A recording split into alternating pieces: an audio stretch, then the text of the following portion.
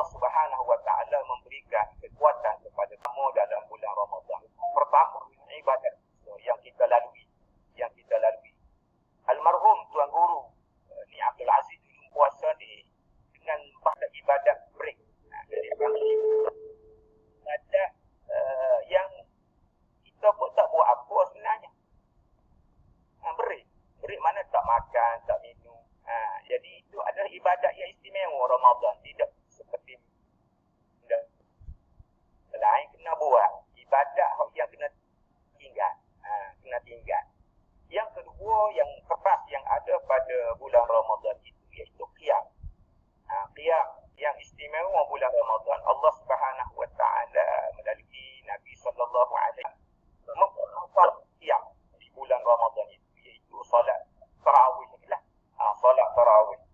Biasanya qiyam ni tengah-tengah malam. Jadi itu yang sangat istimewa yang ada pada bulan Ramadan yang boleh kita laksanakan. Kerana kita kalau dah tidur kat dia, payah ataupun sejak subuh lah. Begitulah. Yang ketiga iaitu angkat istimewa. Al-Quran Allah Subhanahu wa taala kepada kita. Zat terbesar bagi Nabi sallallahu alaihi wasallam. Mukjizat yang kekal. Walaupun Nabi sudah tidak ada tapi masih bersama dengan kita. Iaitu Al-Quran Al-Karim. Jadi kita menyambut Ramadan, kita mengalu-alukan kedatangan Ramadan. Allahumma ahilla alaina syahra Ramadan al-mubarak bil amni wal iman was salamat wal islam. Kita menyambut Ramadan dengan penuh kita rasa rindu kepada Ramadan. Dan sekarang berada di penghujung Ramadan dan kita akan meninggalkan Ramadan. Dan Ramadan yang kita lalui adalah sangat berbeza mungkin antara seseorang dengan seseorang yang gambaran bahawa Ramadan yang kita lalui mana kita melihat lautan yang luas. Lautan yang luas sudah tentu mempunyai khazanah-khazanah yang bernilai. Selain daripada keindahan-keindahan. Begitulah Ramadan. Ada yang orang lalu sahaja, tengok sahaja lautan yang luas. Taman yang ada pada lautan yang luas. Ada orang yang mengambil manfaat, berkelah keindahan yang ada pada lautan. Ada yang lebih lagi, ada yang turun ke laut, mandi-manda, menikmati suasana yang ada di laut. Ada yang lebih hebat lagi, mereka menggali atau mencari apa-apa hasil yang ada di lautan. Selain daripada belayar di lautan, mereka turun ke dasar laut, mencari perhiasan-perhiasan, permata-permata yang berharga yang berada di laut. Mungkin ada yang lebih lagi sampai kepada bawah laut, cari minyak barangkali. Itulah yang kita gambaran yang boleh kita kata berkaitan dengan Ramadan yang dilalui oleh kita sebenarnya. Kita wallahu a'lam. Jadi setiap tahun kita sentiasa berazam untuk mengupgradekan sambutan ataupun meraihkan Ramadan yang kita lalui. Jadi bukanlah Ramadan yang kita lalui ini adalah satu Ramadan yang terbaik dalam kehidupan kita. Ada kemungkinan boleh jadi kita tidak bertemu dengan Ramadan yang akan datang. Jadi ketika mana kita berada di Ramadan ini, maka kita buatlah yang terbaik. Kerana kita melihat bahawa dalam suasana sekarang ini COVID lah, tahun lepas pun COVID, tahun ni pun COVID, jadi musibah yang Allah timpakan kepada kita semualah di atas muka bumi ini. Tetapi bagi orang mukmin dia tidak ada masalah. Suasana tidak mengubah keadaan. Nabi SAW menyebutkan dalam satu hadis yang diriwayatkan oleh Suhaib bin Sinan Ar-Rumi, qala Rasulullah sallallahu alaihi wasallam, ajaban li amril mu'min inna amrahu kullahu khair wa laysa dhalika li ahadin illa lil mu'min in asabathu sarra syakar fakana khairan lahu wa in asabathu darra sabar fakana khairan lahu. Rawahu Muslim. Nabi sallallahu alaihi wasallam menyebutkan bahawa baginda kagum dengan orang mukmin, urusan orang mukmin. Kerana apa? Setiap urusan mukmin semuanya adalah baik belaka. Baik belaka. Nah, tidak ada sesuatu pun yang dikatakan baik melainkan orang mukmin yang kata baik. In asabathu, apabila mereka itu orang mukmin menerima atau dianugerahkan kebaikan atau kegembiraan, mereka itu bersyukur. Bakana khairan lahu, maka itu baik bagi. Wa in asabathu, sekiranya ditimpa dengan dharra, kesukaran, kesusahan, kepayahan, penderitaan, sabar, dia bersabar, bakana khairan lahu, maka itu baik bagi. Maka bagi orang mukmin tidak ada masalah sama ada lain ataupun benda seronok ataupun tidak seronok. Seronok dia bersyukur kepada Allah Subhanahu Wa Taala. Apabila susah dan sukar dia sabar. Kedua-duanya adalah baik bagi orang mukmin. Jadi kita harapkan bahawa yang kita lalui Ramadan pada tahun ini adalah Ramadan yang terbaik. Jadi seorang ulama Alwi bin Haddad Al-Maliki, Syekh Abdullah bin Al-Maliki menyebutkan, aktif min a'malil bir fil awqatil fadilah khususan fi Ramadan wa inna thawaban nafilah ta'dilu fariḍah.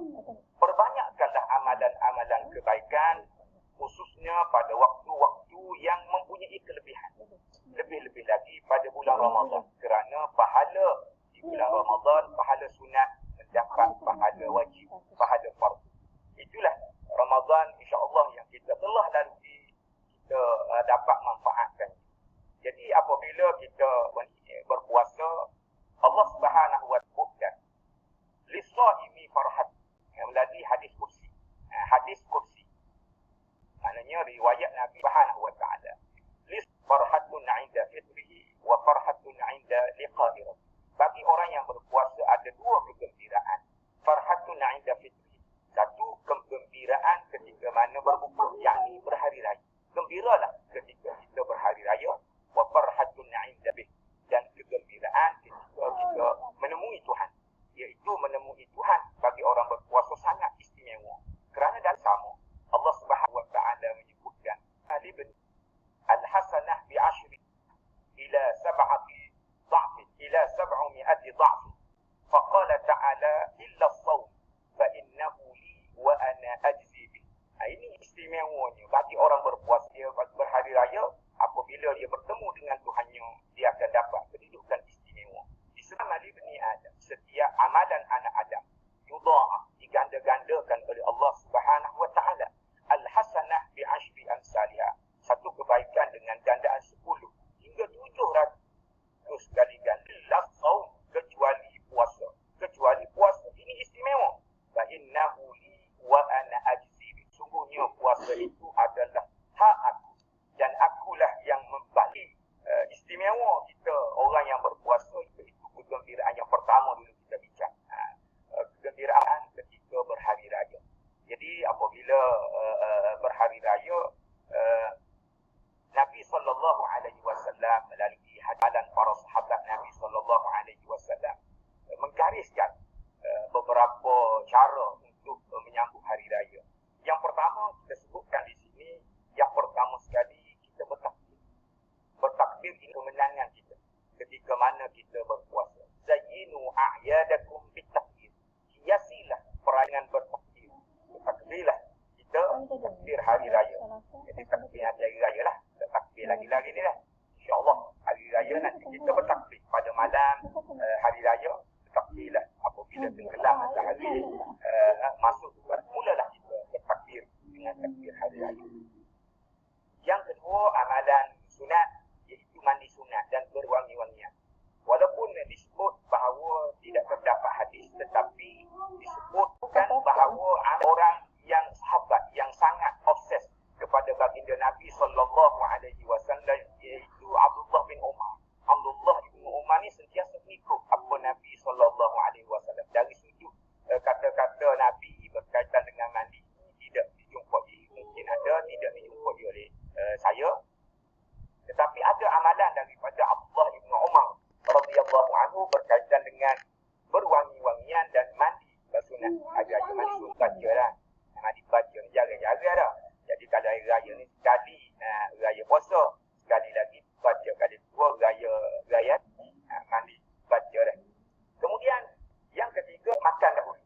Sebelum daripada kita keluar untuk solat sunat hari raya, ini daripada Nabi sallallahu alaihi wasallam. Dia panggil hadis da'ifi.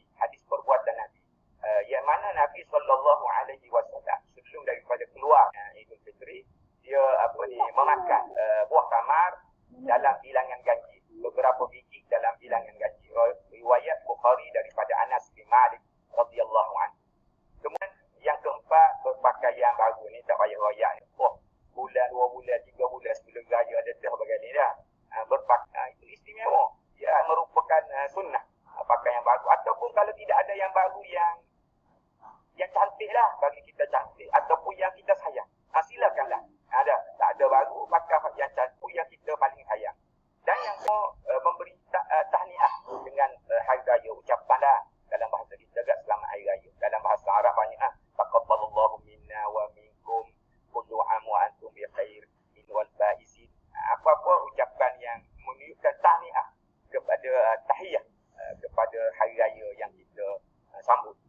Yang keenam, kita keluar ke tempat solat dengan bertakbir. Dan ada sebut kan keluar jalan lain, balik jalan lain. Jadi dan SQ ini ataupun COVID ni ada lain sikit lah. InsyaAllah kita akan sebut sikit lagi. Yang ketujuh, kita solat sunat hari raya. Sunat hari raya dalam keadaan ni disunatkan buat di tempat yang lapang sehingga boleh dihadiri oleh wanita-wanita yang uzur untuk mendengar khutbah hari raya. Dan yang ke-8 iaitu berjalan kaki untuk menuju ke tempat solat tersebut. Jadi itu setakat yang mungkin ada adat yang lain. Jadi senarai yang telah disebutkan tadi ada 8 berkaitan dengan adab atau tata cara untuk kita lakukan pada hari raya. Namun begitu dengan SOP ini, COVID ini, kita mungkin tidak mampu untuk mencapai semua tata cara yang disebut itu. Mala yudraku kulluhu la yudraku.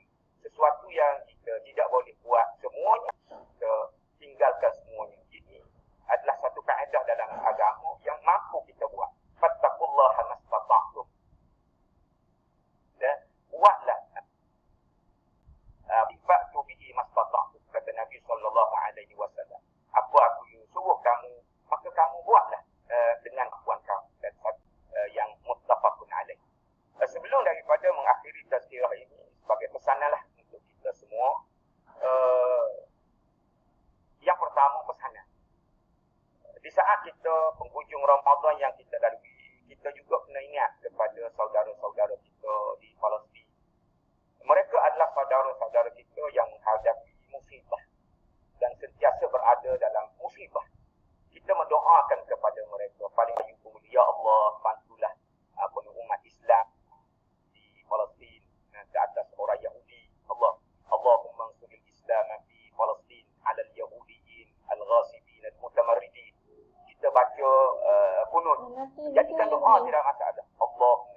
Allahumma naj'aluka fi nuhuri a'da'ina wa na'udzu bika min syururihim. Allahumma badid syamlahum wa farriq jam'ahum wa sallim mahum. Sampai habis. Kita baca doa kunut dalam solat, baca doa. Pakai ini kita memperingat saudara-saudara seagama kita yang ditindas di Palestin. Mereka adalah pejuang agama mempertahankan Palestin atau Masjidil Aqsa secara khusus. Yang kedua saya pesan kepada diri saya dan sahabat-sahabat juga yang kita terlibat dalam menghentam para ulama, para ulama berkaitan dengan SOP. Berkaitan dengan SOP sama mengapa tidak solat di masjid. Kerana mereka ini di kalangan para ulama ini yang berada dalam kerajaan atau hukumah.